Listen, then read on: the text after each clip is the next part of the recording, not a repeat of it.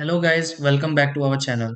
If you want to move pictures from your computer to an Aura frame, the process may feel a little confusing at first, especially if you usually upload photos from a phone instead. Many people save family memories, vacation pictures, or important moments on a computer and later decide they want those same images displayed on an Aura frame. Sometimes users are unsure whether they should use the Aura website, app, or another method to transfer pictures. The important thing is that uploading photos from a computer to an Aura frame is usually simple once you know where to go and how to connect everything correctly. In this video, I will show you step by step how to upload photos from a computer to an Aura frame easily. Try these.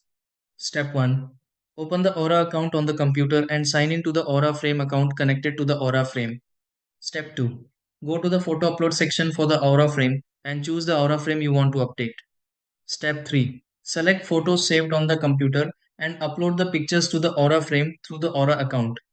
Step 4. Organize or adjust the uploaded images if the Aura frame settings provide Aura frame photo options.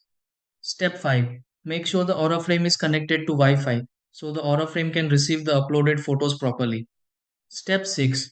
Check the Aura frame display and confirm the Aura frame shows the newly uploaded pictures from the computer.